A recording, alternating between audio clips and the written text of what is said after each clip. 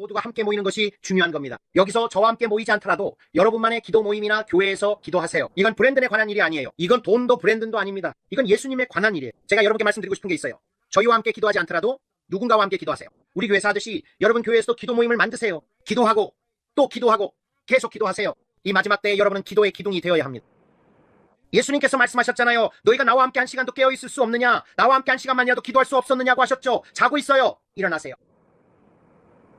더 이상 방심하며 잠들지 마세요. 더 많이 기도할 시간을 내세요. 주님께서 저에게 그렇게 보여주고 계십니다. 하지만 결국 중요한 것은 우리가 지금 마지막 순간에 다다르고 있다는 겁니다. 그리고 예수 그리스도께서 오십니다. 우리는 예수님이 오시기 직전 마지막 순간에 와 있습니다. 우리는 곧 새로운 세계 질서를 보게 될 것입니다. 곧 새로운 디지털 달러도 보게 될 것입니다. 이 모든 것들을 우리는 보게 될 것입니다. 왜냐하면 성경이 우리에게 그렇게 말씀하셨기 때문입니다. 우리는 전쟁과 전쟁의 소문, 전염병과 재앙을 보게 될 것입니다. 이 모든 것들을 보게 될 것이라고 성경이 말씀하셨기 때문입니다. 하지만 성경은 또한 사람에게 한 번 죽는 것이 정해져 있다고 말씀하셨습니다. 그리고 그 후에는 심판이 있습니다. 지금 이 영상을 보고 계신 분들 중에는 성령의 세례를 한 번도 경험해보지 못한 분도 계실 것입니다. 구원을 한 번도 경험해보지 못한 분도 계실 것입니다. 예수님에 대해 많이 들어보셨을 것입니다. 그분에 대해 많은 이야기를 들으셨을 것입니다. 교회에서 태어나고 교회에서 자라신 분도 계실 것입니다. 한때는 정말 뜨거웠지만 지금은 신앙에서 멀어진 분도 계실 것입니다. 지금은 주님과 멀리 떨어져 있다고 느끼실 수도 있습니다. 그리고 이제는 주님이 나를 다시 받아주실 리 없어라고 생각하실 수도 있습니다. 나는 너무 많은 잘못을 저질렀어. 하지만 오늘 밤 집으로 돌아올 기회가 있습니다. 지금 이 순간 한 분에게 말씀드리고 있습니다. 분명히 알고 있습니다. 왜냐하면 당신이 보이기 때문입니다. 주님께서 제게 말씀하십니다. 오늘 밤이 당신의 밤이라고요. 주님은 당신이 집으로 돌아오기를 원하십니다. 탕자가 아버지와 함께 있었을 때 아버지는 그에게 옷과 살진 송아지를 준비해 주셨던 것처럼요. 그리고 그 아들은 모든 유산을 탕진하고 돼지우리에서 누워 있었습니다. 그게 바로 당신입니다. 당신은 온통 더럽혀져 있습니다. 당신은 또다시 죄로 인해 완전히 망가졌습니다. 그리고 당신은 집에 돌아갈 방법이 없다고 생각합니다. 하지만 오늘 밤 주님께서는 당신이 그것을 고백하는 순간 이미 용서하셨다는 것을 알기를 원하십니다. 당신이 고백할 때 그게 주님께서 처음 알게 되신 순간이 아닙니다. 그것은 당신이 그 죄를 버린 바로 그 순간입니다. 하지만 오늘 밤 당신은 여기 있으면서 와, 이거 정말 대단하다라고 느낄 수도 있습니다. 저는 주님의 임재를 느낍니다. 저는 주님의 임재를 감지할 수 있습니다. 하지만 그분이 다시 저를 받아주실까요? 하지만 저는 당신에게 당신이 여기 있는 것이 우연이 아니라는 것을 말해주기 위해 왔습니다. 우연이 아니라 성령님께서 당신을 이곳으로 이끄셨기 때문에 여기 있는 것입니다. 그리고 지금 당신의 마음이 끌리는 것을 느끼고 있습니다. 그리고 당신은 정말 집에 돌아가고 싶다고 느끼고 있습니다. 오늘이 바로 당신이 집으로 돌아갈 수 있는 날이자 기회입니다. 지금 당신과 함께 기도하겠습니다. 그리고 오늘이야말로 그 모든 것을 잊을 수 있는 기회라는 것을 알아주셨으면 합니다. 당신이 그것을 고백하고 회개하는 순간 그것은 사라집니다. 오늘이 바로 새로운 시작을 할 수 있는 날입니다. 오늘이야말로 주님과 함께 완전히 새롭게 시작할 수 있는 날입니다. 이 기도를 드리는 순간, 그리고 진심으로 이 기도를 드리는 순간 지금 제가 바로 당신에게 이야기하고 있을 수도 있습니다. 당신이 이 영상을 보고 있을 수도 있고 나중에 볼 수도 있습니다. 저는 모릅니다. 이 라이브 스트림이 아닐 수도 있습니다. 왜냐하면 수천 명이 나중에 이 영상을 보기 때문입니다. 하지만 저는 지금 이 순간 당신이 이 영상을 보고 있고 모든 것이 끝난 것처럼 느끼고 어쩌면 자해를 하려고 하거나 결혼 생활이 엉망이 된 그런 분이 있다는 것을 압니다. 여러 가지 중독 문제와 온갖 문제들에 얽매여 있지만 그저 희망을 찾고 있을 뿐입니다. 그저 새롭고 깨끗한 신선한 공기를 한 번쯤 마실 수 있을까? 그런 바람뿐입니다. 마치 물속에 끌려 들어가고 있는 것 같고 숨을 쉴 때마다 필사적으로 버티고 있는 기분입니다. 다시 수면 위로 올라가서 깊게 숨을 들이쉬고 싶은 그런 심정입니다. 영적으로도 바로 그런 기분입니다. 정신적으로나 감정적으로도 바로 그런 기분입니다. 만약 신선한 공기를 한 번만이라도 마실 수 있다면 지금 죽을 것만 같은 기분입니다. 하지만 오늘 밤 당신은 이 자리에 왔고 그 신선한 공기를 마실 새로운 기회를 얻게 되었습니다. 그리고 단지 신선한 공기를 마시는 것뿐만 아니라 예수님께서 당신을 위해 구명보트를 끌어올리고 계십니다. 그리고 그분은 말씀하십니다. 어서 타렴 아들아, 어서 타렴. 따라, 오늘이 바로 당신의 날입니다. 오늘입니다. 배를 준비했습니다. 물 위에서 허우적거릴 필요 없습니다. 그리고 이제 더 이상 내가 너를 끌어올리고 있다. 마치 베드로가 물에 빠지기 시작했을 때 예수님께서 그를 끌어올리신 것처럼 그런 주님, 제가 빠지고 있어요 라고 말했습니다. 예수님께서 그를 붙잡으셨습니다. 예수님께서 그를 물에서 끌어올리셨습니다. 베드로가 예수님에게서 시선을 뗀 순간 그는 가라앉기 시작했습니다. 하지만 예수님께서는 항상 곁에 계셔서 도움이 필요한 순간에 그를 그곳에서 건져주셨습니다. 그리고 지금 이 영상을 보고 있을지도 모릅니다.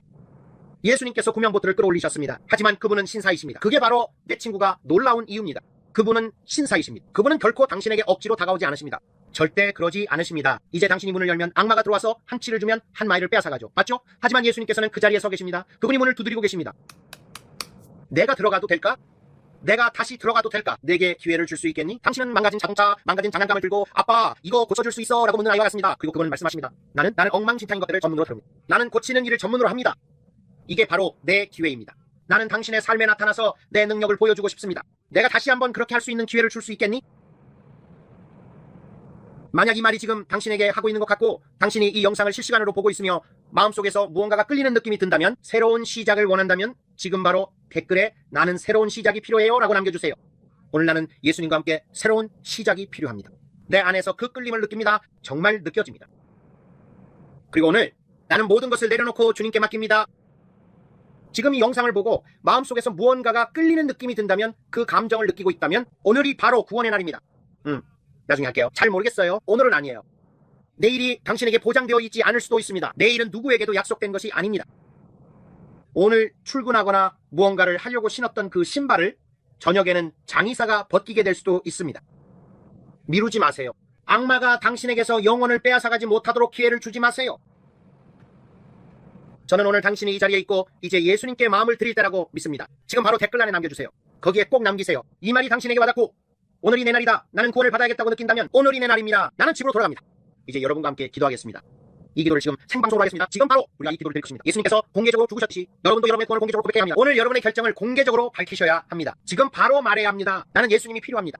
여러분 중단 한 명이라도 괜찮습니다. 여러분 중단 한 명이라도 괜찮습니다. 저는 그분이 99을 두고 한 사람을 찾으러 가신다고 믿습니다. 그분은 99을 두고 한 사람을 찾으러 가십니다. 단 한 사람, 바로 당신입니다. 당신과 함께 믿음으로 기도하겠습니다. 함께 기도해주세요. 여러분이 이 영상을 나중에 보고 있을 수도 있습니다. 저는 잘 모릅니다. 하지만 이 기도를 해야겠다는 마음이 강하게 듭니다. 그래서 제가 이 기도를 할 테니 여러분도 저를 따라해주세요.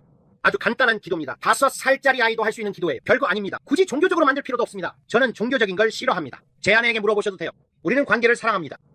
우리에게 중요한 건 바로 관계입니다. 어떤 교단에 속해 있느냐는 중요하지 않아요. 당신이 가톨릭이든 친미든 감리교든 상관없습니다. 뭐 저는 가톨릭이 아니에요, 브랜든? 저는 그 어떤 것도 아닙니다. 저는 예수님을 사랑하고 그게 전부입니다. 저는 주님을 사랑하는 열정적인 그리스도인입니다. 저는 교단을 따지지 않는 비교단주의자예요. 어느 교단도 주장하지 않습니다. 저는 오직 예수님만을 따릅니다. 그러니 그런 것들에 대해 걱정하지 마세요. 그건 사소한 일입니다. 그래서 여러분이 직접 입으로 이렇게 말하길 바랍니다. 예수님, 오늘 밤 제가 집으로 돌아갑니다 라고 말하세요. 저는 주님을 위해 모든 것을 바치고 싶습니다. 주님을 외면했던 저를 용서해달라고 부탁드립니다. 주님은 한 번도 저를 외면하신 적이 없으시니까요.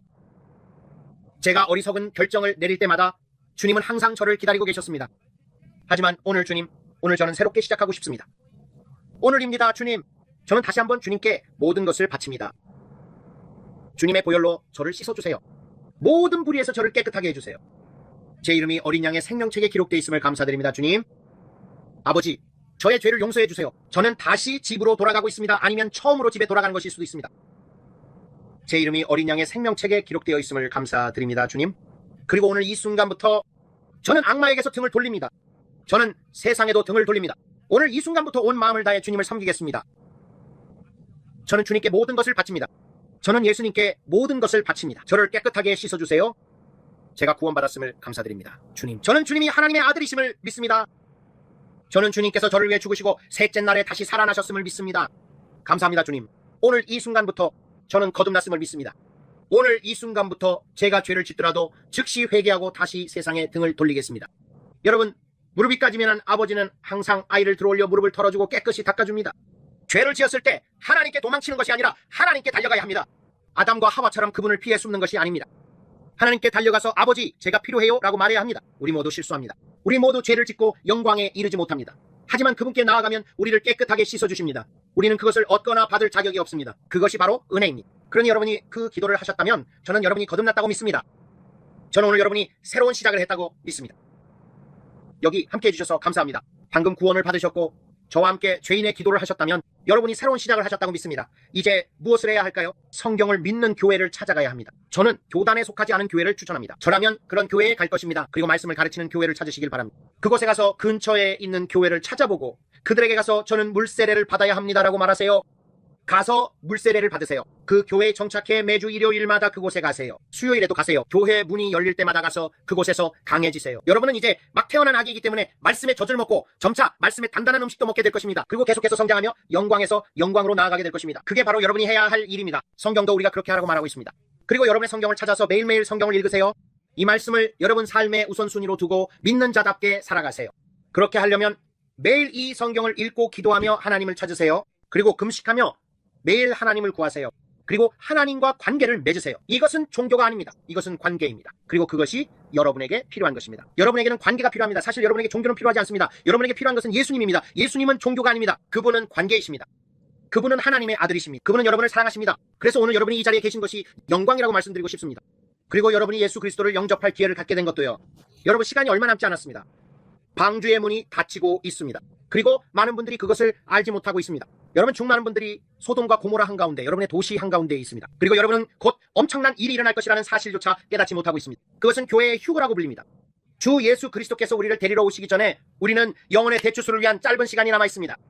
많은 사람들이 9월 23일이라고 믿고 있습니다. 저는 그렇게 믿지 않습니다. 저는 우리가 잃어버린 영혼들을 최대한 많이 구원할 수 있는 약간의 시간이 남아있다고 믿습니다. 하나님께서 부르고 계십니다. 그분은 99마리를 두고 한 마리를 찾으러 가십니다. 이것이 마지막 부르심입니다. 제가 환상을 보았을 때처럼 그분이 제게 오셔서 말씀하셨습니다. 저는 바울의 모든 양떼를 보았습니다. 땅 위에 있었습니다. 뒤쪽에는 양들이 있었고 검은 양, 점박이 양, 뚱뚱하고 무거운 양들도 있었습니다. 저는 그들을 무거운 양, 마른 양이라고 부르겠습니다. 비틀거리며 돌아다니는 양도 있었고 한쪽 눈이 멀어 보이는 양도 있었습니다. 목초지에서 풀을 뜯고 있는 온갖 종류의 양들이 땅 위에 가득했습니다. 그리고 예수님께서 언덕 위에 서 계셨고 그분의 마음은 간절함으로 가득 차 있었습니다. 저는 이 환상에서 그분의 마음이 그 모든 양 한 마리 한 마리를 간절히 원하고 있음을 느꼈습니다. 그리고 해가 지고 있는 것이 보였습니다. 그리고 해가 거의 지평선을 뚫고 있었습니다. 그리고 그분이 말씀하셨습니다. 브랜든, 은혜의 시대가 곧 끝나려 한다. 그들은 곧 환난의 시대로 넘어가게 될 것이다. 그리고 저는 해가 시간의 지평선 위로 간신히 떠오르고 있는 것을 보았습니다. 그리고 갑자기 주님의 목소리가 나팔 소리로 변했습니다. 그리고 저는 그분에게서 나팔이 솟아오르는 것을 보았습니다. 마치 나팔 같았습니다. 그것은 마치 쇼파르 양각 나팔 같았습니다. 그리고 그분이 외치기 시작하셨습니다. 마지막 한 번의 부름이다. 마지막 한 번의 부름이다. 그리고 갑자기 양들이 돌아서서 그분이 마지막 한 번의 부름이다 라고 외칠 때 그분의 목소리를 듣기 시작했습니다. 그리고 저는 우리가 있던 이곳의 온 계곡에 그 소리가 메아리치는 것을 들을 수 있었습니다. 그리고 그분은 언덕 위에 서서 여러 번 말씀하셨습니다. 마지막 한 번의 부름이다.